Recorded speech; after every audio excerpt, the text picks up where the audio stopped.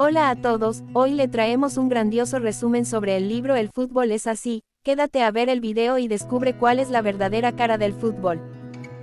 La verdadera cara del fútbol. El fútbol es el deporte más popular y estudiado del planeta.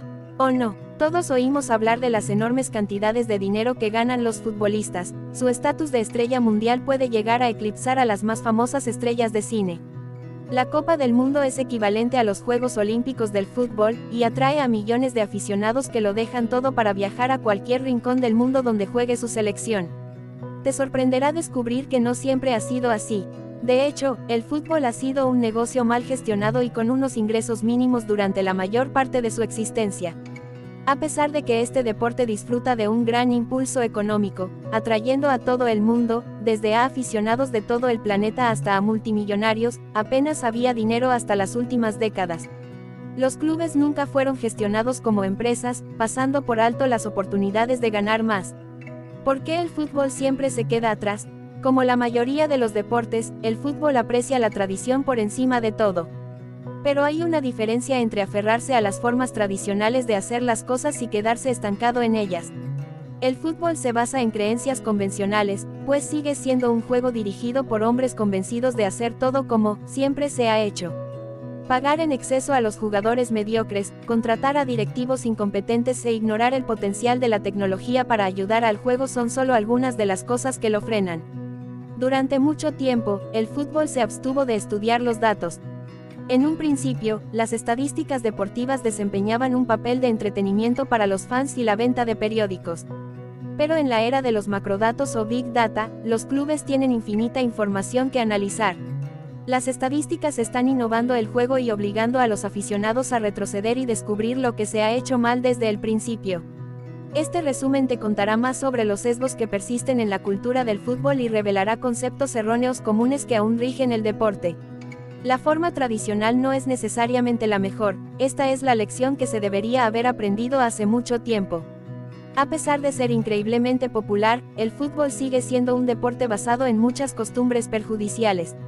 El sistema de fichajes es una de las cosas más comunes y aceptadas de la industria.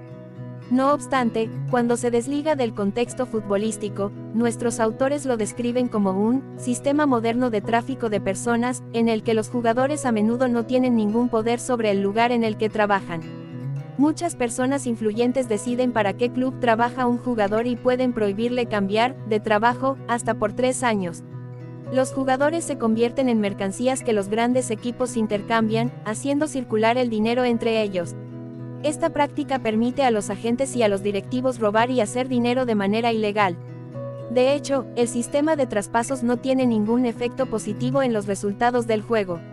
Las estadísticas confirman que un mayor gasto en fichajes rara vez produce una mayor calidad de juego. Por ejemplo, tomemos el caso del Liverpool en la década de 2000, los elevados gastos en esta materia no mejoraron sus posibilidades de ganar. En cambio, el aumento de los salarios de los jugadores contribuyó a que el club terminara más alto en la liga. Los salarios más elevados no hacen que los jugadores tengan mejores resultados, pero atraen a los mejores jugadores al club. El fútbol tiene muchos fallos sistémicos que incluso los clubes más grandes no siempre detectan, cayendo en la trampa de cometer los mismos errores. Al igual que el sistema de traspasos, existen otros estereotipos que lo guían erróneamente. 1. Los fichajes extranjeros son responsables de la relocalización. Muchos clubes necesitan un departamento de recursos humanos que les ayude a reubicar a sus jugadores. El estrés añadido de adaptarse al nuevo idioma, al clima y a las normas, así como la búsqueda de un nuevo hogar para su familia, afecta dramáticamente al rendimiento del jugador. Desgraciadamente, una mala relocalización supone un enorme problema de ineficacia. 2. La apariencia, la nacionalidad y la experiencia de un jugador son importantes. Los clubes sobrevaloran estos factores.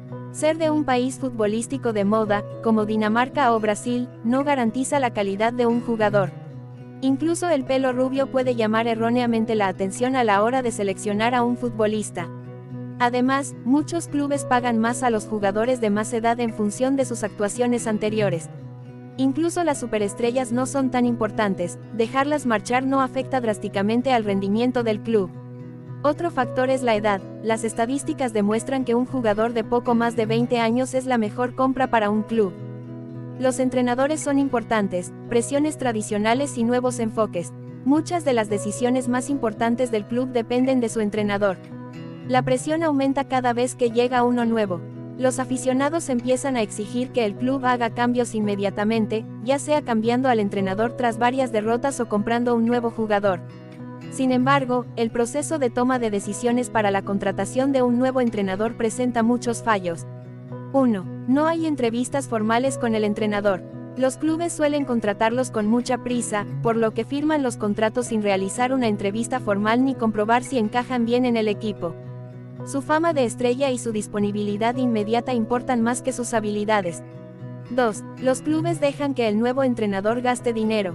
Este quiere tener un impacto inmediato en el equipo, por lo que a menudo compra nuevos y caros jugadores, sin tener en cuenta si encajan bien. 3. Los entrenadores de fútbol son increíblemente parecidos. El género del entrenador no es el único problema, pero sí su alarmante similitud. A menudo son blancos, tienen entre 30 y 60 años y han sido jugadores profesionales. Todas estas características no garantizan grandes habilidades como entrenador, pero los clubes siguen prefiriendo este perfil tradicional. El análisis del fútbol ayuda a detectar estas tendencias y errores de la industria y podría ser aún más útil en el campo.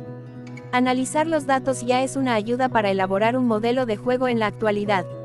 Proporcionar a los jugadores estadísticas de rendimiento puede ayudar a evitar la pereza, aportar conocimientos y estimular la motivación. Por ejemplo, el Liverpool es muy aficionado a este tipo de análisis. No es una garantía para ganar trofeos, pero sí una valiosa herramienta para innovar en el planteamiento del juego. Matthew Benham es un excelente ejemplo de cómo el conocimiento de la analítica puede ayudar a entender el juego. Es un apostador deportivo profesional, que destaca por su conocimiento de la analítica del fútbol. Observando y analizando el juego, ha desarrollado varias reglas basadas en las estadísticas para que los entrenadores las sigan.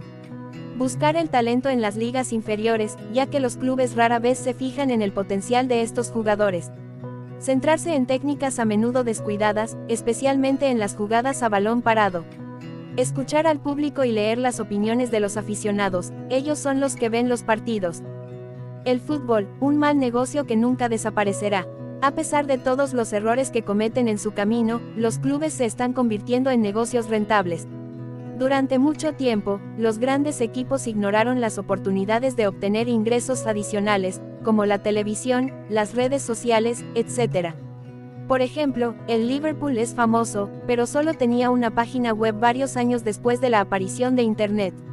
La televisión ha ampliado considerablemente su capacidad de ingresos, pues no está limitada por el tamaño del estadio. Dos cosas que impulsaron el potencial de las ganancias del fútbol fueron la digitalización y los multimillonarios. La primera aportó formas adicionales de ganar dinero, la segunda invirtió un dinero nunca visto en el fútbol. Con el tiempo, encontrar nuevas fuentes de ingresos ayudó a los clubes a ganar más. Aunque el fútbol es, en general, un negocio mal gestionado, su supervivencia es estable. Este deporte sobrevivió milagrosamente a la crisis económica mundial de 2008 y a la pandemia. Las estadísticas confirman que los grandes clubes nunca desaparecerán. La mala gestión y la falta de regulación suelen llevarlos a la quiebra, pero otro factor adicional es el mal rendimiento. El club que rinde cada vez peor tiene más posibilidades de quebrar. Se empieza recortando gastos, sustituyendo a los jugadores más caros por otros más baratos y se entra más en ese círculo vicioso. Por muy mala que sea la situación, siempre habrá un inversor que rescate a un club rico. Tomemos el ejemplo del Arsenal. El equipo es un negocio rentable, con entradas a precios elevados y grandes ingresos. Sin embargo, los clubes no son empresas, sus jugadores no deben jugar para obtener ingresos. Por el contrario, funcionan como fideicomisos, en los que deben invertir todo el dinero ganado en el juego para destacar. ¿Sabías que, aunque el fútbol parece un gran negocio con enormes ingresos, un club medio tiene más o menos los mismos ingresos que un supermercado? Una larga historia de discriminación en el fútbol. Los deportes siempre reflejan los prejuicios de su época y el fútbol no es una excepción. La brecha de género en él es quizás el ejemplo más llamativo de discriminación en el deporte. Pero, ¿cómo empezó todo? Un colono inglés descubrió el fútbol original en 1609, un juego practicado por los indígenas americanos, tanto hombres como mujeres. Hasta el siglo XX, se extendió entre ambos sexos. El verdadero avance se produjo durante la Primera Guerra Mundial. Mientras los hombres estaban en el frente, las mujeres comenzaron a organizar equipos de fútbol en sus lugares de trabajo. Así surgió uno de los equipos femeninos más famosos, el Club de Fútbol Femenino Dick, de Kerr, que fue enormemente popular y llenó los estadios de una manera nunca antes vista. La popularidad del fútbol femenino enfureció a la Liga de Fútbol, FL, que terminó prohibiéndolo. Otros países hicieron lo mismo. Hasta que en Estados Unidos no se empezaron a crear equipos y ligas femeninas, no se levantó la prohibición en muchos países. Nunca sabremos cómo sería el fútbol si la FL no hubiera prohibido la participación de las mujeres. Las mujeres no fueron las únicas que sufrieron abusos sistemáticos, la gente de color también sufrió su parte. A finales del siglo XX, el racismo seguía estando muy extendido en el fútbol.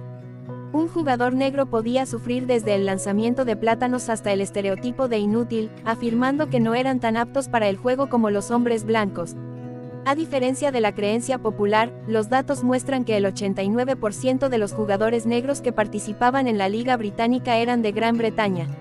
Además, los clubes con más jugadores negros tenían mejores registros que los que tenían menos, lo que significa que tenían más valor que los blancos. Sus registros eran extraordinarios, por lo que los prejuicios eran la única razón para ignorarlos. En los años 90, los clubes se ajustaron a los datos y dejaron de discriminar tanto a los jugadores negros. Pero cuando miramos fuera del campo, el número de entrenadores negros es notablemente bajo. Solo 6 de los 111 entrenadores de los clubes de la Premier League eran negros. Aunque nadie puede obviar el rendimiento de los jugadores, los grandes clubes siguen desestimando el talento técnico de estas personas con las mismas cualificaciones necesarias y las mismas posibilidades de tener tanto éxito como los entrenadores de fútbol blancos. ¿Cómo afecta el fútbol a los aficionados? Nunca se trata únicamente de los entrenadores o los jugadores, sino que los aficionados también hacen que esto sea posible. El deporte es una actividad comunitaria, une a la gente e incluso salva vidas. Todo el mundo ha oído historias sobre hinchas que se suicidan cuando su club pierde, pero pocos oyen hablar de que el fútbol ayuda a los aficionados. Las estadísticas muestran que siempre que una selección nacional juega en una competición importante, los índices de suicidio de ese país se reducen. Junio es un mes estándar para las competiciones internacionales y suele mostrar un brusco descenso de las tasas de suicidio en los países participantes. ¿Qué otra cosa hace felices a los aficionados del fútbol? La celebración de la Copa del Mundo, por supuesto. A pesar de lo que se cree, acoger una gran competición deportiva no hace que un país sea más rico. Estos campeonatos no generan más puestos de trabajo, ni turistas, ni un crecimiento económico significativo, por lo que cada vez menos países quieren acogerlos. Sin embargo, las investigaciones sobre los niveles de felicidad de la población demuestran que la mayoría de los países están contentos de ser anfitriones a pesar del alto coste. Incluso 4 años después del torneo, sus ciudadanos mantienen niveles de felicidad más altos. Ahora bien, los aficionados al fútbol no son solo una multitud, existen diferentes tipos en función de su nivel de compromiso con el juego. Aunque un tercio de la población del Reino Unido se declara aficionado a este deporte, solo el 3% va al estadio. Aquí se produce la división entre los fanáticos acérrimos y los aficionados que lo ven desde su salón. Los fanáticos son los que compran entradas y asisten a los partidos. Los aficionados casuales no son tan entregados, pierden el interés y es posible que no renueven el abono. Al mismo tiempo, los aficionados ocasionales se interesan por el juego y no por la victoria de un club en particular. El fútbol es solo una de sus muchas actividades del fin de semana. Para la mayoría, el fútbol supone un fuerte sentimiento de identidad. Quizá esto explique por qué los británicos se han convertido en una nación tan futbolera. Un país cada vez más de clase media con una economía en crecimiento, tiene sus raíces en el origen de la clase trabajadora. El fútbol podría ser la forma perfecta de reconectar con sus raíces, su cultura y su autenticidad. Permite seguir siendo local a la vez que consigue ser internacional. La geografía del fútbol. El fútbol es un deporte nacional e internacional, por lo que su geografía puede aportar aún más información sobre él. Se puede hacer un seguimiento de su curiosa geografía desde que comenzó la Copa de Europa en 1956. Las capitales de los regímenes fascistas dominaron el juego durante mucho tiempo, hasta que los totalitarios empezaron a prosperar también. En más de 40 años, ningún centro democrático ganó la competición. A pesar de que las principales ciudades tienen abundante riqueza y recursos, históricamente han obtenido peores resultados que los clubes de fútbol provinciales. Estos últimos consideran que los clubes son su orgullo e intentan demostrar su dominio ante los equipos de las grandes ciudades, ya que las capitales tienen muchas más preocupaciones que el fútbol. Desde siempre, las ciudades industriales han sido la cuna de este deporte. Localidades como Manchester, Múnich y Milán empezaron como centros industriales, siendo grandes puntos de atracción para los recién llegados y los inmigrantes. Todos ellos carentes de raíces, encontraron en el fútbol una actividad comunal perfecta en el ámbito local. Por eso algunos de los clubes más grandes son de ciudades industriales, no de capitales. Sin embargo, los jugadores se están decantando por mercados más internacionales que atraen a los inversores. París y Londres ya se están convirtiendo en los principales rivales de los clubes de provincias, lo que está cambiando la geografía del fútbol. Las raíces industriales también explican que la mayoría de los jugadores procedan de la clase trabajadora o de la inmigración. Algunos de los mejores futbolistas del mundo eran pobres, a pesar de que los países en vías de desarrollo siempre obtienen peores resultados en el campo. Expliquemos primero por qué tantos jugadores de éxito proceden de familias con bajos ingresos. La mayoría de estos chicos viven en pequeños apartamentos y no reciben dinero de sus padres, lo que los obliga a salir a la calle y dedicarse a la actividad más barata que existe. La clave está en sus horas y horas de práctica. No obstante, a nivel nacional, la pobreza no es garantía de talento. Los países más pobres luchan en el deporte contra otros más ricos y, por lo general, más democráticos, ya que están más aislados y limitados en su crecimiento. No se puede definir a un equipo de primer nivel únicamente por su porcentaje de victorias. Teniendo en cuenta la riqueza y la población del país, algunos de los más impresionantes no son de España o Inglaterra, sino de Croacia, Bosnia-Herzegovina, Palestina y Ucrania. Esto demuestra que la innovación y la persistencia no son menos importantes que el rendimiento de los jugadores. Por suerte, podemos esperar que el fútbol se vuelva más aleatorio y dé a otros países la oportunidad de ganar. Con el fútbol, siempre hay más cosas por venir. En 2022, la mayoría de los clubes están al borde de la mayor crisis de la historia del fútbol. La pandemia mundial ha afectado al deporte como ninguna otra cosa, sacando a los aficionados de los estadios y dejando a los jugadores ante los asientos vacíos. La mayoría de los clubes profesionales han sobrevivido, pero ahora se enfrentan al reto de la recuperación. A pesar de los obstáculos, el fútbol mundial seguirá creciendo, confirmando su estatus de deporte favorito en el mundo. Los estadios están ya abiertos después de una larga y desesperante pausa, los jugadores tienen ganas de volver a jugar, y los multimillonarios están dispuestos a financiarlo cuando sea necesario. La retransmisión online ha aumentado la audiencia, los partidos de fútbol virtuales y reales están en alza. Más que nunca, la industria sigue atrayendo a los inversores. El futuro es optimista, pero todo deporte debe aprender de sus errores. La historia de abusos y discriminación no desaparecerá, es una lección que hay que aprender. Al mismo tiempo, las personas en la cima de la jerarquía del fútbol deben replantearse su enfoque sobre los jugadores, los fichajes y los salarios para que el sistema sea más equitativo. El fútbol debe utilizar los métodos más modernos y desconocidos, estableciendo un equilibrio entre la tradición y la innovación, así como estar abierto al cambio. Prueba esto. Prueba este divertido y sencillo ejercicio si te ha gustado aprender sobre las estadísticas del fútbol. Elige un club, quizás tengas uno favorito. Ahora, intenta pensar en él como un verdadero analista de datos. Aquí tienes algunas preguntas que te ayudarán. 1. ¿Qué errores, enumerados en este resumen, cometió este club? 2. ¿Cómo han sido sus entrenadores? ¿Se parecen entre sí? 3. ¿Existen ciertas nacionalidades o personas de color que estén representadas en exceso o por debajo de lo normal? 4. ¿El club ingresa más de lo que gasta? ¿Es un negocio rentable? También puedes pensar tus propias preguntas basándote en las estadísticas de este libro. Diviértete con ello. No olvides darle me gusta, suscribirte y activar la campanita de notificación para que puedas seguir viendo más resúmenes como este. Nos vemos en un próximo video de resúmenes de éxito para la vida.